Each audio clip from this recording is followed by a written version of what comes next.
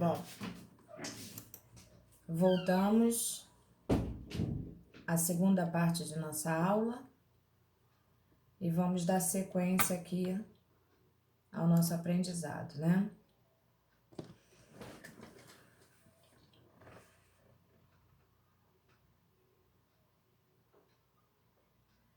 Aguardando aqui o logo, né? Dos alunos. Bom, voltamos, meu povo. Segunda parte, como já foi falado, né? Todos presentes aí. Vi que agora chegou o Renan, Priscila. Professora, Oi. eu tinha mandado até uma mensagem para a senhora, mas já apaguei, já que a senhora voltou. Sobre as informações de identificação do réu. Eu preciso colocar tudo dele, por exemplo, nome, CPF, endereço de e-mail, CEP, tudo. É o ideal. Que nem civil mesmo. É o ideal, é. Porque Perfeito. se você não tiver, você coloque só os principais, né? O que seria o principal? O nome e o endereço. Entendeu? Entendi. Porque o que torna dificultoso, né, a citação é a falta do nome e o endereço. Mas na falta das outras informações, você tem que, inclusive, pode colocar entre parênteses, isso é um critério até de cada profissional, né? Informação não encontrada, né? Alguma coisa assim nesse sentido. Mas Não, mas acho. como eu sou a defesa, ele já foi citado, né? Eu sou advogado da pessoa. Você pode colocar. Mas eu vejo como uma questão estética, né? É uma questão de. Eu sempre Entendi. falo isso, é o cuidado do advogado com o seu próprio material, a sua própria petição, né? Você demonstra, assim, que você é um cara que presta atenção, tá ligado, respeita o seu cliente, né? Porque, de repente, é uma forma também de você poder observar certos fatores. Quando a gente não presta atenção nisso, por exemplo, a gente não tem a noção onde o cara mora, a gente não presta atenção a esse detalhe, talvez você não tenha noção de certos procedimentos, certa procedência daquela criatura, né? Então a gente Entendi. fica, entendeu? Mas nada Entendi. impediria de você botar já qualificado nos autos do processo em epígrafe. Também poderia colocar isso Eu coloquei. perfeitamente. Isso que eu ia falar, que como é resposta, tem o número dos autos, né? Já qualificado nos autos. E, Sim. não necessariamente precisaria qualificar tudo de novo, né? Não necessariamente, mas a gente não pode esquecer que quando o autor da ação apresenta toda a qualificação, tanto de quem está acusando, né, quanto de quem está sendo acusado, a gente, pelo menos na nossa primeira peça processual, que seria a nossa defesa,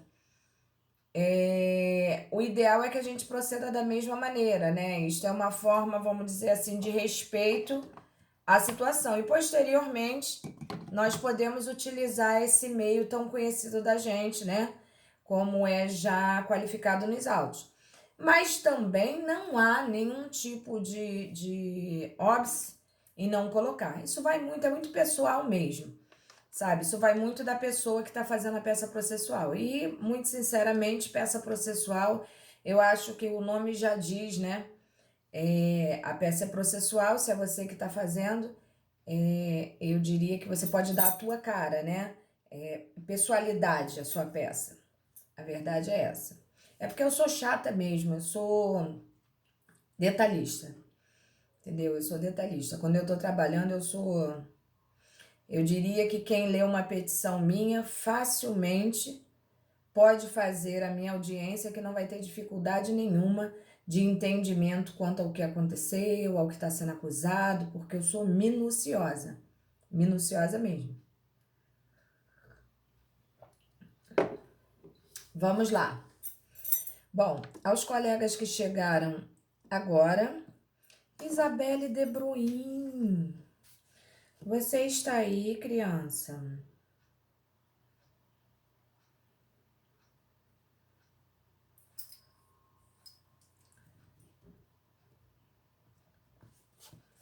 Quem mais chegou? Renan.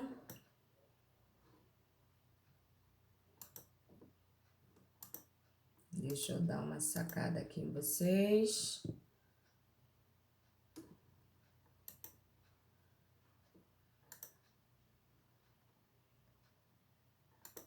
Tô vendo, Isabelle, tô vendo. Sabe o que é mais interessante? Nós pedimos para as pessoas chamarem os colegas e depois as próprias pessoas abandonaram a aula. Então, se torna deveras complicado, né? A gente... Gabriel Couto, nem sei o que tem para fazer. Ah, Gabriel Couto.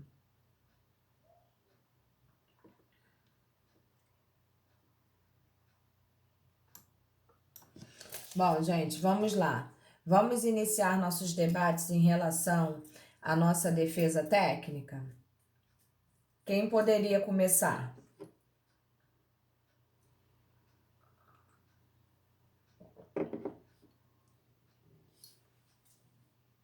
Guilherme?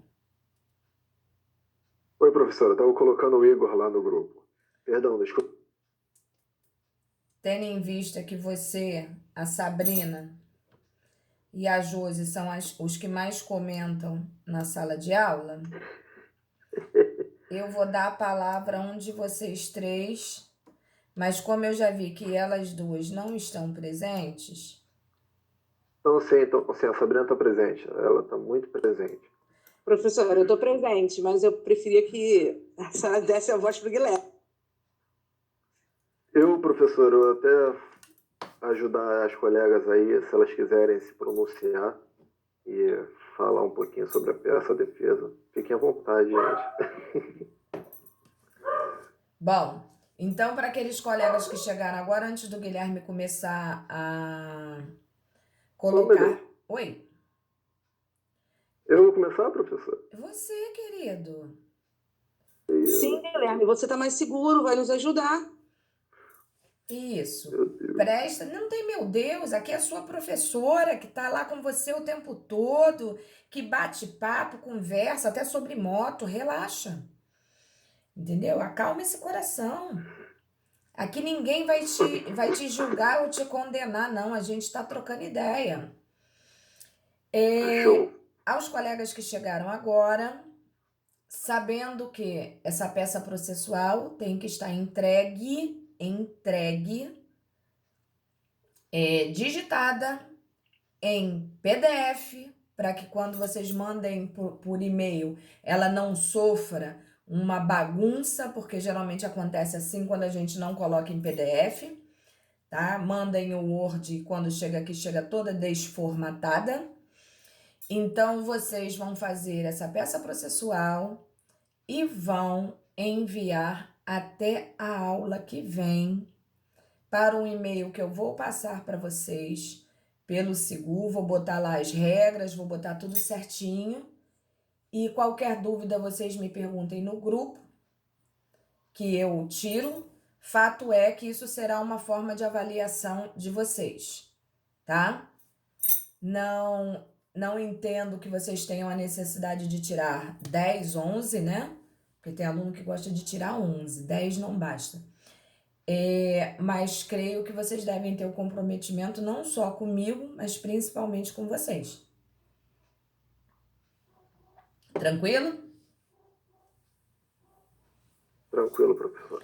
Tá, então vamos lá, Guilherme. Solta aí a sua sagacidade, inteligência e perspicácia. É praticamente uma alegação finais oratória, né, professor? Alegação final? Não, alegações finais. Não, alegações finais não é aquilo das suas instruções de julgamento, né? Não estou falando da nossa petição, e sim para você eu explicar mais ou menos Ah, o que eu fiz. Entendi. Manda ver que eu tenho certeza que eu não vou ficar decepcionada. Mas eu falo somente sobre o quê, professor? Sobre o direito e sobre o pedido? Sim. Então, eu coloquei assim: jovem mãe que se encontrou em desespero de se alimentar a ela e ao filho, e subtraindo uma coisa de valor ínfimo de R$ 18, partindo do princípio da insignificância da bagatela disposto no artigo 59 do Código Penal. Aí eu coloquei aqui a citação do artigo 59, que diz assim: o juiz, entendendo a culpabilidade aos antecedentes, a conduta social, a personalidade do agente, motivos, as circunstâncias e consequências do crime, estabelecerá o conforme seja necessário o suficiente. Tá, Aí dá eu uma aproveitei e paradinha aí, corroborei. Guilherme. Perdão, Dá pode uma falar. paradinha aí. Isso é o artigo 59? Isso. É. Nesse sentido aí, a utilização do artigo 59, qual é a sua intenção na utilização dele? Então, eu mencionei ele no sentido de para o juiz prestar atenção muito na culpabilidade, no antecedente da pessoa acusada, na conduta social dela, entendeu? O motivo dela. O Tá. motivo dela era a fome Mas dela e não da. seria a exclusão da tipicidade nesse caso? Entendi. A questão é essa que eu tô falando. Entendi a sua intenção. Mas lê para mim o que tá no início, no caput do 59. Espera só um instantinho, deixa eu abrir aqui novamente.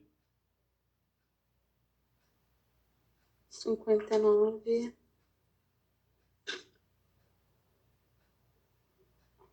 O juiz.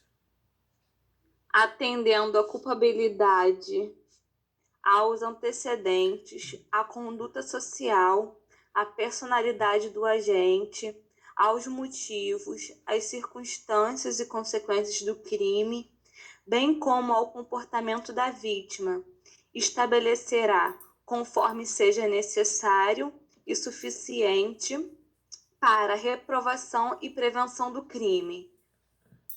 Sim. As penas As penas. aplicáveis dentre as cominadas, a quantidade de pena aplicável dentro dos limites previstos, o regime inicial de cumprimento da pena, privativa de liberdade, a substituição da pena privativa de liberdade aplicada por outra espécie de pena, se cabível. Tá. Beleza, vocês já falaram o que eu queria ouvir. Guilherme, presta atenção. Sabrina, muito bem a sua intervenção, tá? E Guilherme, entenda que não é uma crítica a você, tá? Não é uma Não, crítica, claro. não é uma crítica negativa, né? Porque as pessoas acham que a crítica é só negativa, mas nós temos críticas construtivas, né?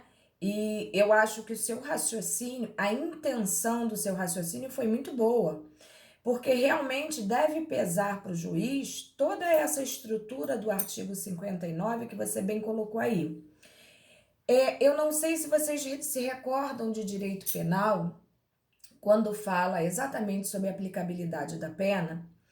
Então eu vou falar muito rapidamente aqui, porque eu tenho certeza que vocês já sabem o que eu vou falar e que provavelmente eu vou estar assim chovendo no molhado, tá? Mas é só para lembrar, só para lembrar. Vocês ainda lembram o conceito do que é crime? Vocês lembram Sim. um conceito de crime utilizado pela justiça brasileira? Qual é o conceito de Eu crime? vou que era ato antijurídico. É o quê? Fato típico, ilícito fato e típico. culpável. Culpável, isso, exato. Foi isso que vocês aprenderam, né? Eu fico orgulhosíssima de vocês, mas a tia vai falar aqui para vocês uma coisa. Que não significa dizer que vocês tenham que seguir o meu raciocínio, tá? Porque eu não fui a professora de direito penal de vocês, mas eu gostaria muito, muito, muito que vocês anotassem o que eu vou falar aí para que vocês façam uma pesquisa Professora, para averiguar a veracidade daquilo que eu tô colocando para vocês aqui, tá? professora, nesse culpável aí é culpável ou não, né? É disso que eu vou falar. Olha só, nós temos, se eu estiver extrapolando, tá? Porque eu falei para vocês que eu não sou professora de vocês, nem de penal, nem de processo penal. Sou professora de prática. Mas o que eu tento com vocês, até porque a turma é muitíssimo querida, eu tento sempre esclarecer alguns pontos para vocês para ver se isso serve de ajuda, né? Então vamos lá. Vocês sabem que eu sou professora tanto de civil quanto de penal. Não sei se vocês sabem em verdade. E que eu atuo na minha vida tanto numa área quanto em outra. Confesso a vocês que trabalho muito mais na área criminal do que inclusive na área civil. Então eu vou falar uma coisa para vocês. O crime é fato típico e antijurídico. Esse antijurídico pode ser trocado por ilícito, né? Porque a nomenclatura é diferente, mas o significado é o mesmo. Fato típico por quê? Porque está tipificado no código que aquela conduta é criminosa. Por isso é um fato típico. E antijurídico porque ele vai contra as regras pré-estabelecidas pelo Estado. Então ele vai contra as leis. Por isso que é fato típico e antijurídico ou ilícito, né? Professora, por que a senhora não coloca culpável? Eu diria para vocês que quando eu explico aos meus alunos, eu explico sempre o seguinte: existem vários conceitos para informar as pessoas o que vem a ser crime. Existe o conceito formal, existe o conceito material, né? Um puxando mais para a lei e outro mais para a materialidade daquilo que é protegido pelo direito. No entanto, a própria lei não dá esse suporte conceitual do que é crime, ficando isso a cargo da doutrina. E a doutrina majoritária entende que crime é fato típico e antijurídico, podendo ser culpável. Podendo.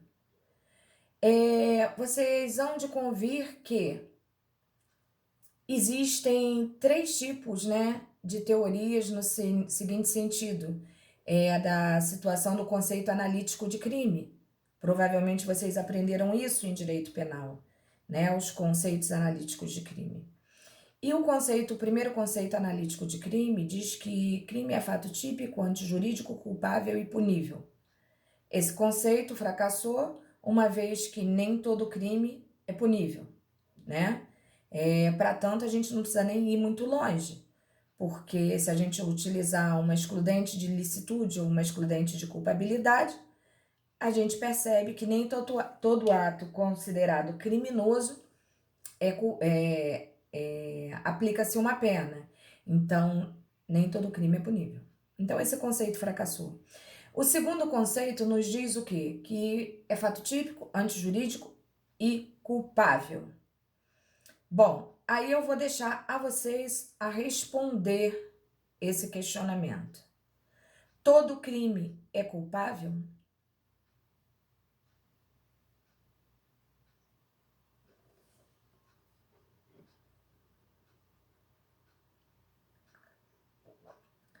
Não. Não. Vocês acham correto vocês conceituarem que crime é fato típico, antijurídico e culpável? Não, porque senão já estaria julgando, né? Exatamente. não é nem julgando. É porque se existe, por exemplo, as excludentes de culpabilidade, então isso já me disse muito, entendeu? Então a gente tem que ter muito cuidado com certos conceitos que impregnam. Professora, então tá errado?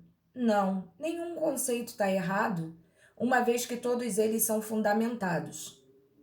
É isso que eu quero que fique claro para vocês. Mas a justificativa para essa minha explicação é muito básica, muito simples e de facílimo entendimento. E eu vou explicar para vocês. Quando eu falo que crime é fato típico e antijurídico, podendo ser culpável, é diferente de afirmar que ele é culpável, uma vez que a culpabilidade ela é utilizada para quê? Vamos botar a cabeça para funcionar. A culpabilidade é utilizada como forma de quê? É um requisito, é um pré-requisito para quê?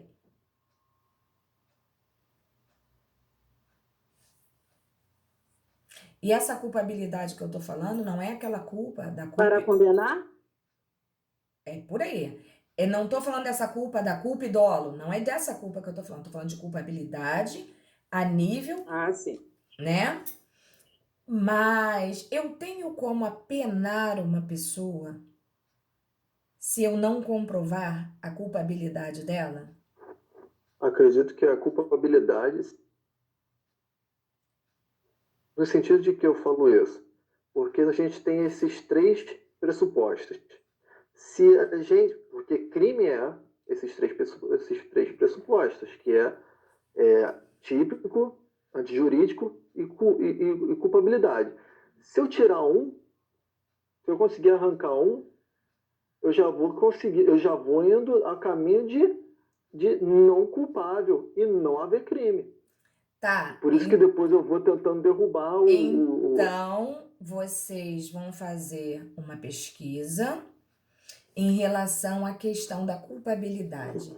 Eu quero que vocês façam uma pesquisa analisando se a culpabilidade é um requisito para o conceito de crime ou se a culpabilidade é um fator preponderante para o apenamento. E, para tanto, eu vou mandar que vocês leiam de novo o artigo 59. Pelo menos o início. Vocês podem ler a primeira frase e a última frase do 59, por favor.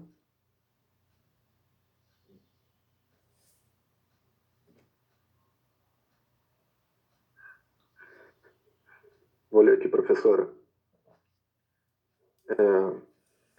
Porra, quando eu abri o negócio, o bagulho sumiu.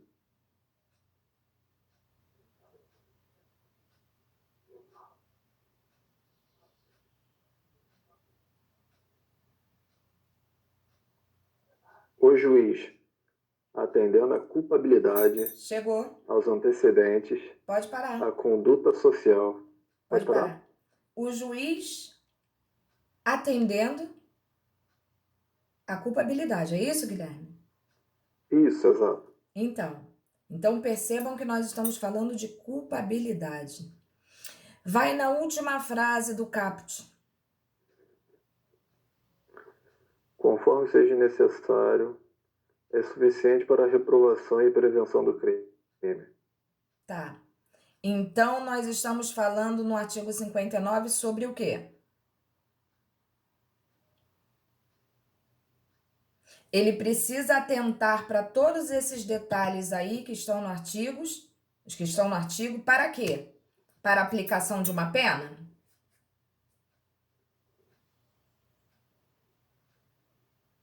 Sim. Sim. Então, em verdade, a culpabilidade não só é um critério, como um requisito, inclusive o primeiro requisito para a aplicabilidade da pena. Perceberam? Exato. Ou não? Uhum. Então, eu posso utilizar a culpabilidade como uma forma de Conceito de crime? Sim. Tu acha? Não, Eu acho que Não. não. Não, claro que não. Se ela é critério. porque se ela Pode falar, Sabrina. tá. Se a senhora falou que é na conceito, então não é tão viável assim. Primeiro vai ter que se provar a culpa, não é isso? Sim, até porque sem culpa, sem a culpabilidade, eu não posso sequer aplicar uma pena. Então, na verdade, a culpabilidade é critério para apenamento. É um juízo de reprovabilidade da minha conduta. Prestem atenção nisso e olhem a importância disso. O quanto isso é fácil e isso passa em branco para todo mundo. Vocês vão ver quando vocês fizerem essa mini pesquisa de vocês, que vocês vão ver a divergência entre várias opiniões relativas a isso. Só que a lei e o artigo são claros. O juiz atenderá à culpabilidade para gerar o quê? A pena. Então, a culpabilidade é critério de apenamento, é juízo de reprovabilidade.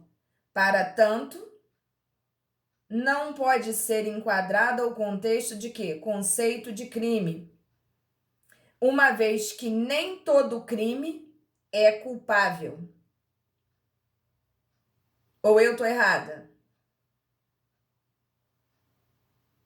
Certíssima.